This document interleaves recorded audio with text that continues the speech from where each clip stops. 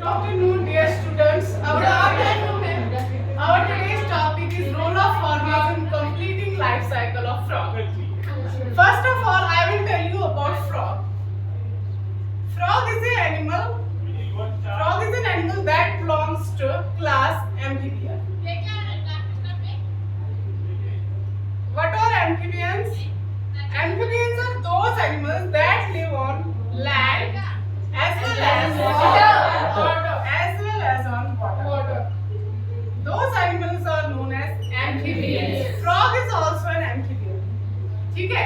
अब सवाल उठता है जो फ्रॉग है जब इसको अपना लाइफ साइकिल कंप्लीट करना होता है पहले first of all I will tell you whether the frog जो है इट लेज एग्स और गिव्स बर्थ टू योर जो फ्रॉग होती है it lays eggs and that animal which lays eggs is known as oviparous. It is oviparous animal. ठीक है? Because it lays eggs. ये अंडे देती है, पानी में अंडे देती है ये. It is amphibian, frog is amphibian. लेकिन अंडे जब इसको देने होते हैं ये पानी में देती है. जैसे croplands, plantation के लिए जो हम prepare करते हैं land उसमें फ्रॉग प्रेफर करती है अंडे देना. कहीं पे डिश होते हैं, कहीं पे पॉन्ड होती है तो वहां पे आपको देखने को मिलेंगे किसके एग्स? फ्रॉग के एग्स. ठीक है? तो ये ओविपेरस एनिमल है. ओविपेरस होता है वो एनिमल जो अंडे देता है, जो अंडे दे के अपने लाइफ साइकिल को स्टार्ट करता है. समझ आया? तो इसके बाद जो फ्रॉग होती है, फ्रॉग जो होती है इसमें कौन से टाइप की फर्टिलाइजेशन? Frog में external fertilization. I have already tell you about the types of fertilization. कौन सी fertilization होती है? आराम से.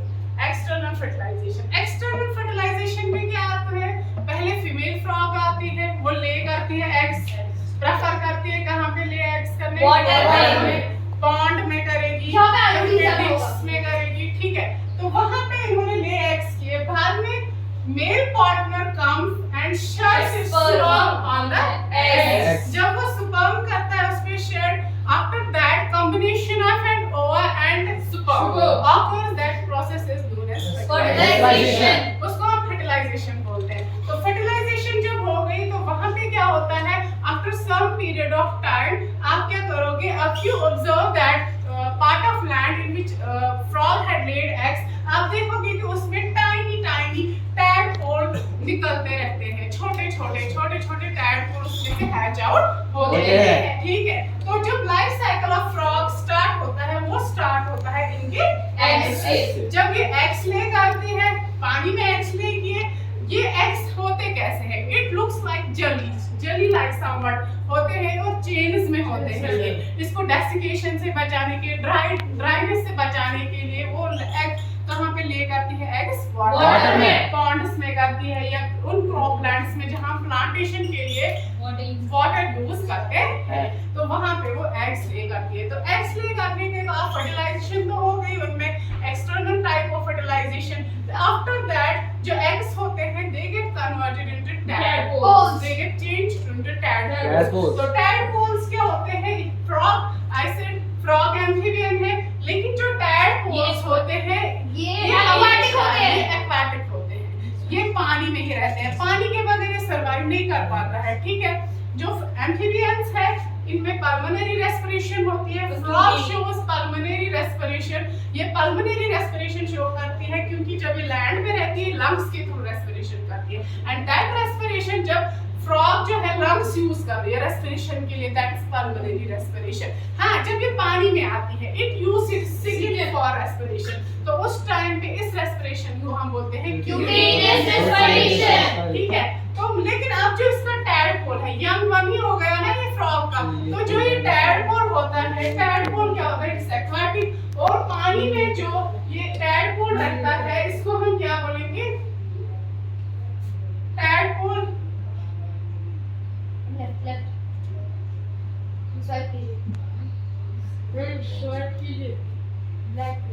टैडपोल्स जो होते हैं ये क्या होते हैं? एक्वाटिक होते हैं, और जब ये पानी में रहते हैं तो ये सांस लेने के लिए, रेस्पिरेशन के लिए गिल्स का इस्तेमाल करते हैं। तो इनकी बॉडी पे गिल्स होते हैं that are used for respiration. जब इन्होंने जो टैडपोल्स होते हैं ये किस पे फीड करते हैं ज्यादातर, जैसे आप देख रहे हैं displaying you towards the twigs, जो वाटर में छोटे-छोटे फाइटोप्लैंक्टन्स होते हैं, स्मॉल प्लांट्स, उन पे फीड करता है, ठीक है। जब इसने फीड किया तो इसमें क्या हो जाता है, धीरे-धीरे इसकी बॉडी में ड्रास्टिक चेंज आने लगते हैं, जैसे कि इसमें एक्सटर्नल गिल्स है ब्रीदिंग के लिए, टेल जो इसकी है वो ग्रो होती रहती है, ठीक है। लेकिन थोड़ी देर बाद क्या हो जाता है, इसमें क्या होता है, जो टेल है इट कीप्स ऑन ग्रोइंग। तो इसमें गिल्स होते हैं, external gills for breathing, you can also सी, देखो इसमें गिल्स है, ये ब्रीदिंग के लिए है।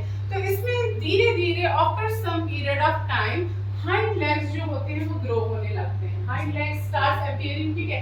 इसमें अपीयर होने लगे क्या, हाइंड लेग्स। हाइंड लेग्स क्या होता है, फिर जब उसके बाद क्या होता है, ये कहां से फूड हासिल कर रहा है, पहले ये वोरेशियस ईटर था, फाइटोप्लैंक्टन्स पे बुक्कड़ था ये, ठीक है, खाना खा रहा था, खाते जाता था, फाइटोप्लैंक्टन्स को इस्तेमाल कर रहा था। After that it lives on the food that stored in its tail, इसके टेल में जो फूड होता है उस पे ये गुजारा करता है। तो उसके बाद क्या होता है, फ्रंट लेग्स अपीयर हो रहे हैं, ठीक है, क्योंकि टैडपोल में ऐसे कुछ नहीं थे पहले, तो ये ड्रास्टिक चेंजेस आ गए, सडन चेंजेस इसमें। तो हैंड लेग्स भी अपीयर हो गए, फ्रंट लेग्स भी अपीयर हो गए, और धीरे-धीरे tail becomes shorter and after that it becomes a young frog. It is totally different from that of the young one. बिल्कुल ये मॉर्फोलॉजी में डिफरेंट होता है, टैडपोल डिफरेंट होता है और फ्रॉग डिफरेंट होता है। This is the life cycle. हो गया ऐसे complete life cycle of the frog.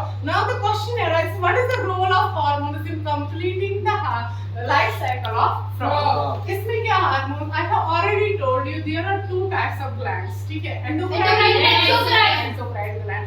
जो endocrine glands होते हैं they are ductless glands. ठीक है, they doesn't need ducts just to secrete the body. उसने अपनी secretion directly blood stream में डालते हैं। इसमें क्या होता है, बेसिकली जो टैडपोल होता है इसमें जो थायराइड ग्लैंड होता है, थायराइड ग्लैंड इसको सेक्रेशन करता है hormone that is known as thyroid. Thyroid क्या सेक्रेट करता है, थायरोक्सिन। थायरोक्सिन हार्मोन जो है इट डिटरमाइंस, इसका इंपैक्ट पड़ता है लाइफ साइकिल हार्मोन, ठीक है, लाइफ साइकिल फ्रॉग का। तो लाइक थायरोक्सिन क्या करता है, थायरोक्सिन सेक्रेशन जब होती है, जब थायराइड ग्लैंड थायरोक्सिन सेक्रेट करता है पूरी तरह से प्रॉपर्ली, तो जो टैडपोल होता है it change into adult frog. अगर थायराइड ग्लैंड प्रॉपर्ली फंक्शन नहीं करेगा, थायरोक्सिन सेक्रेशन नहीं होगी, लाइफ साइकिल पूरा कंप्लीट नहीं होगा।